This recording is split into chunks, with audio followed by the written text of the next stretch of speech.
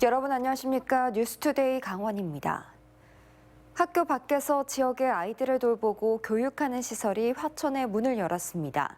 지자체가 주도해 접경 지역의 부족한 돌봄과 교육시설을 직접 운영하는 겁니다. 인구 소멸을 막는 해법이 될 수 있을지도 주목됩니다. 백승호 기자가 보도합니다. 장난감 자동차를 타고 놀이방을 빙빙 도는 아이들, 얼굴에 웃음이 가득합니다. 볼풀에 몸을 던지고 놀이기구에 매달려 시간 가는 줄 모릅니다. 도심 속 키즈카페 같은 이곳은 화천 커뮤니티 센터입니다. 시설 이용은 모두 무료입니다.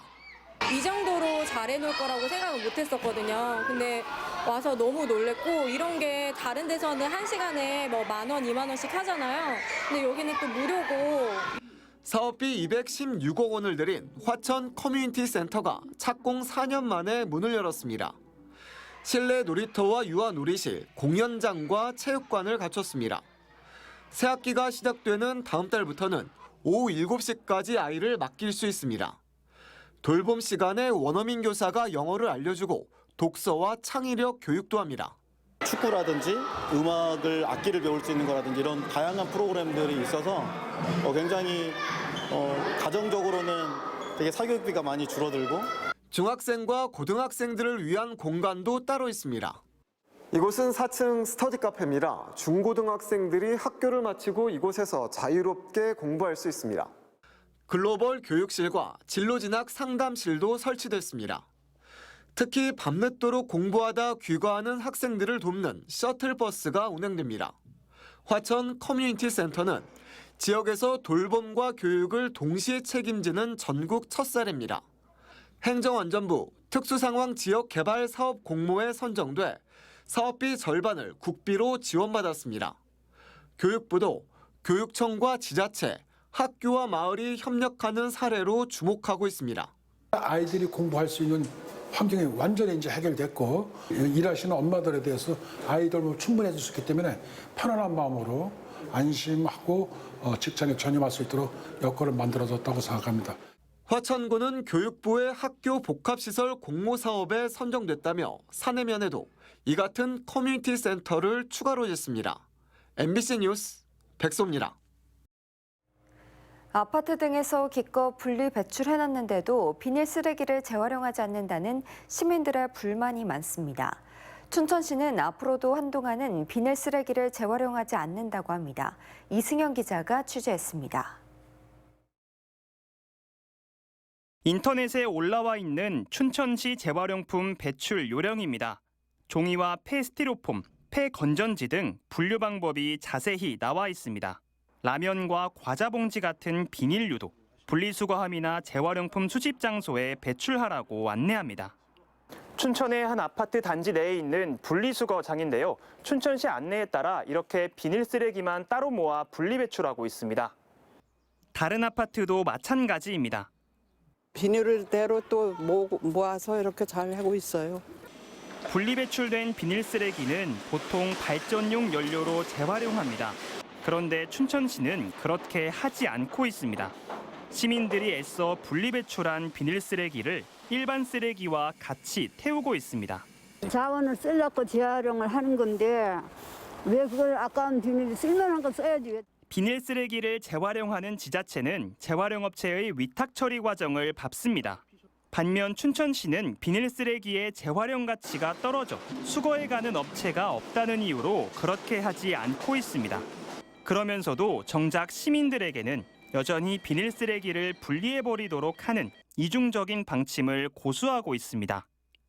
춘천시는 환경부 지원 사업으로 100억 원 규모 10분의 시설의 타당성 조사 용역을 실시하고 있고 이르면 2026년 12월쯤 비닐 쓰레기 재활용 시설이 들어설 것이라고 밝혔습니다.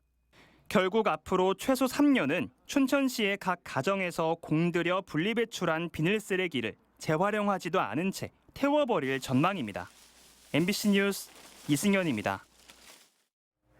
영월에서 태양광 시설을 설치하기 위한 주민 동의 수준을 전체에서 90%로 조정하는 조례 개정이 추진되고 있습니다.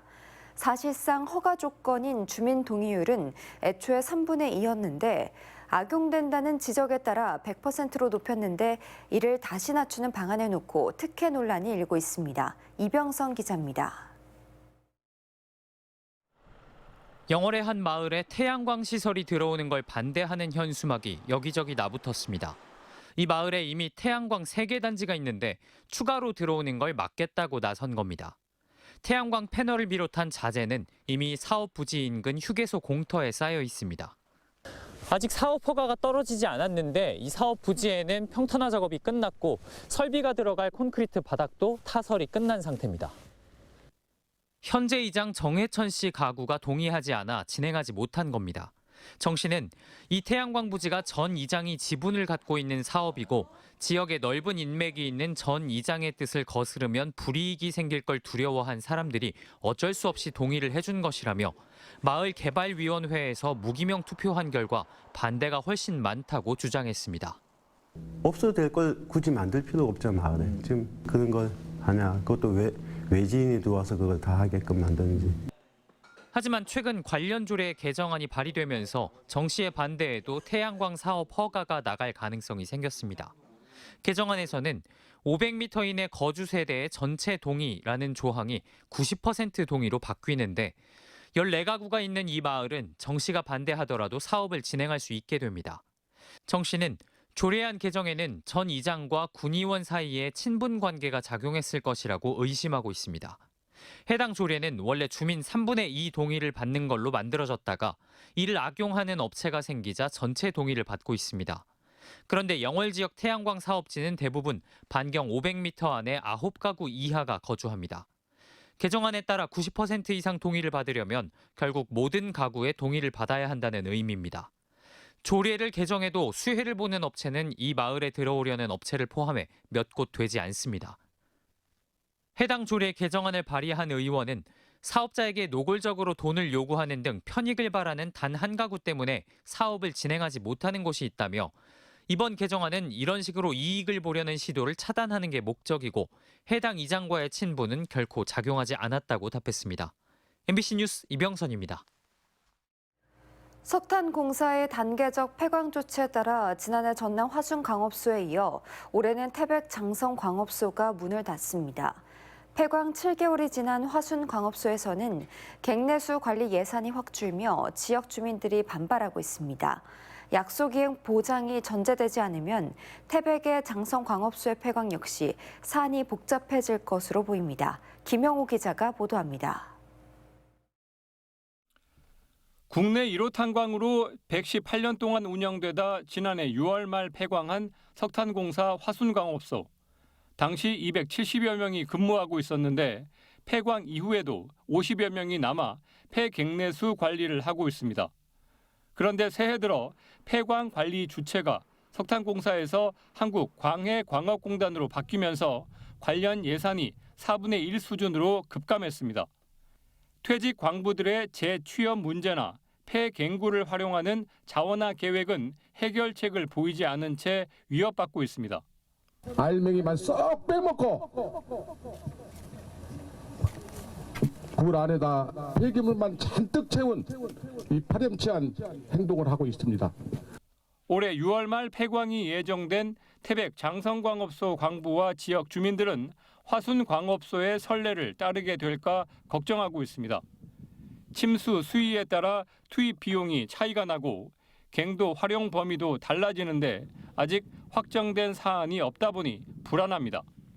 마이너스 525 레벨에서 레벨까지 유지해야 된다는 게 시민의 입장이다. 이 부분은 가급적 지지응답에서 많이 나온 것 같으니까 맨 끝에 하려는 거예요. 지금 시간을 적당히 때우다가. 고용과 이직 문제 해결도 시급합니다. 장성광업소의 현재 근무자는 416명으로 17%가량인 70여 명은 폐갱내수 관리를 위해 남게 됩니다. 이외에도 100여 명은 계속 일할 의욕이 있는 것으로 알려졌는데 장성광업소 노조 측은 직업 교육 등 재취업 기회 제공을 바라고 있습니다. 강원도 차원에서도 태백과 삼척 도계를 고용 위기 지역으로 지정하는 절차가 진행 중이지만 예정된 폐광 시점까지 시간이 촉박합니다. 직업 훈련이라든가 이런 걸 통해 가지고 우리 자구책으로 지금 하는 중인 거지만 우리의 힘으로는 부족하니까 아주 진짜 제도적으로 정해졌으면 또 강사뿐만 아니고 이 유사한 직종이라든가 또 모든 업종에도 폐광은 거스를 수 없는 시대적 흐름이지만 갱구 관리와 활용, 고용 안전망이 확보되지 않으면 주민 반발이 커질 수밖에 없는 만큼 폐광 시기마저 늦어질 수 있다는 관측이 나오고 있습니다. MBC 뉴스 김영호입니다. 3월 신규 임용을 앞둔 대학병원의 인턴들이 전공의 집단 사직과 연대 움직임을 보이면서 병원들이 사태 파악에 나섰습니다. 강릉 아산병원을 제외한 대학병원 3곳의 임용 예정 인턴은 100여 명으로 일부 병원은 인턴 전원이 수련 포기 계약서를 제출한 것으로 알려졌습니다. 강릉 아산병원은 서울 아산병원의 파견 인턴 25명을 받을 예정이지만 서울 아산병원 인턴 132명이 대부분 수련 의사를 밝히지 않아 영향이 있을 전망입니다. 지난 겨울축제에 빚어진 바가지 요금 논란이 재발하지 않도록 강원도가 지역 축제장의 바가지 요금 근절에 나섭니다. 우선 지역 축제장에 지역업체 무료 입점을 권장하고 착한 가격 업소 입점 시 수수료를 감면하며 문제가 발생한 축제에 불이익을 주기로 했습니다. 또한 축제장에서 제공되는 음식 메뉴 사진과 중량, 수량이 표기된 먹거리 가격표를 홈페이지에 게재해 가격의 적정성을 직접 평가받기로 했습니다. 강원도는 오는 4월부터 도내에서 열리는 111개 모든 축제를 대상으로 바가지 요금 평가를 실시해 축제 지원 시 반영할 방침입니다.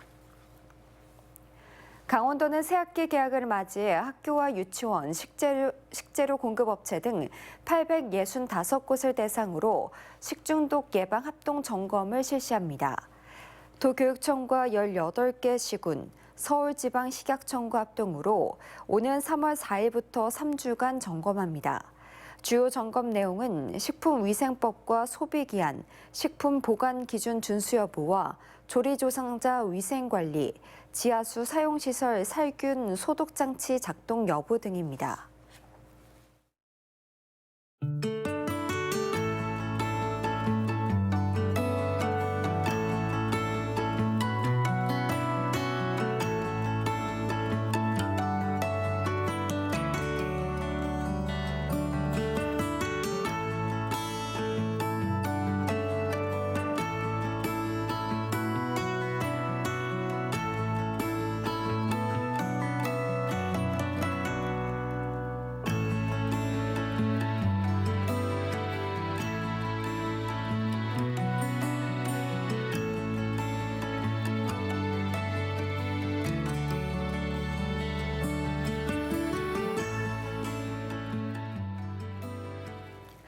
양구군 선거관리위원회가 기부행위 위반 혐의로 양구군 의원 재선거 입후보 예정자 A씨를 춘천지방검찰청에 고발했습니다. A씨는 현직 이장의 신분으로 지난해 12월 면사무소 직원과 이장 등 30여 명이 참석한 종무식에서 축사를 하며 선거 운동성 발언을 했고 지난달 면사무소 실년 제례에 참석해 현금 5만 원을 찬조금으로 제공한 혐의를 받고 있습니다. 원주시 선거관리위원회와 원주시청 공무원 노조가 22대 총선 선거 사무에 원주시 공무원 1,049명을 투입하는 데 합의했습니다. 선거 사무 동원을 최소화달라는 노조 요청을 검토한 원주 선관위는 지난 21대 총선 때보다 36명 적은 1,049명으로 책정하고 선거 벽보 부착은 공무원이 아닌 외부 용역을 주기로 결정했습니다. 선거 사무 수당은 21대 때보다 3만 원 증액하기로 했습니다. 한편 정공로 강원본부는 수당을 올렸어도 최저시급에 못 미친다며 선관위의 수당 현실화와 선거 사무 민간 참여 비율 확대를 요구하고 있습니다. 춘천시가 한국조경학회, 한국식물원 수목원협회와 협약을 맺고 춘천 호수정원 조성에 협력합니다. 이들 기관은 정원도시 조성에 필요한 기술적, 학술적 정보 교류와 정원 문화 확산을 위한 시민 참여 등 협력 체계를 구축합니다. 조경학회는 조경과 관련된 기술 개발을 하고 있고 수목원협회는 식물 연구와 수집, 전시를 하는 전문기관입니다. 춘천호수정원은 2027년까지 조성될 예정으로 다음 달부터 실시 설계 용역에 들어갑니다. 영월군이 다음 달부터 8곳의 지역 아동센터에서 야간 돌봄 서비스를 시작합니다. 학기 중에는 밤 9시까지, 방학 중에는 저녁 7시까지 기존 시간보다 1시간씩 연장하는 서비스로 영월읍에서는 4곳, 남면, 한반도면, 김삿갓면, 주천면에서 각각 한 곳이 운영됩니다. 영월군은 지난해 남면 연당별빛 지역의 아동센터의 시범 운영을 거쳐 올해부터 정식으로 야간 돌봄 서비스를 시작했습니다. 강원도는 봄철 해변기를 맞아 오늘부터 3월 29일까지 한 달 동안 시군 합동으로 문화재와 전통사찰 안전 점검을 실시합니다. 이번 점검은 목조, 석조 문화재 273곳과 전통사찰 등 48곳 등 321곳을 대상으로 문화재와 주변 시설 안전 상태, 방제 설비 작동 여부, 재난 대응 매뉴얼 구축 현황을 점검합니다. 특히 문화재 분야 전문가를 포함한 안전 점검반을 편성해 8개 시군 11개 현장을 직접 방문해 문화재 변형과 시설물 훼손, 파손 여부 등을 중점적으로 점검합니다.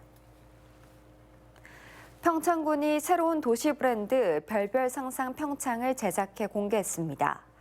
별별 상상 평창은 600맞이기의 별 메밀꽃, 겨울의 눈꽃, 대관령의 양털 등 반짝이고 다양한 경험, 그리고 무한한 발전 가능성이란 의미를 담고 있습니다.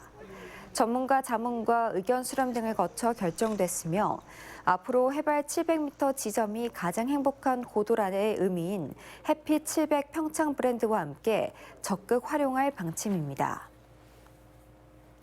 춘천경찰서 희망장학회가 어제 직원 자녀 76명에게 장학금 4,500만 원을 수여했습니다.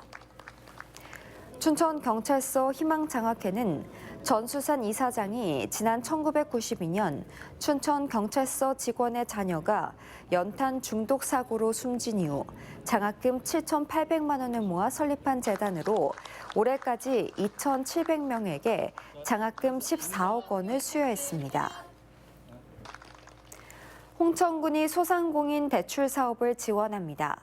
운용자금은 3억 원으로 업체당 최대 3천만 원을 2% 금리로 빌려줍니다. 대출 신청을 원하는 업체는 오늘부터 읍면행정복지센터에서 신청하면 됩니다. 홍천군은 소상공인 경영 안정을 위해 30억 원의 기금을 조성했습니다. 양양문화재단이 다음 달 8일부터 4일 동안 남대천 일대에서 아기 연어 보내기 체험 축제를 개최합니다. 축제 기간에는 모두 10만 마리가량의 연어 치어들이 방류될 예정이며 이 치어들은 남대천과 동해를 거쳐 알래스카까지 갔다가 3년에서 5년 뒤에 남대천으로 돌아올 예정입니다. 이상으로 뉴스투데이 강원을 마칩니다. 시청해주신 여러분 고맙습니다.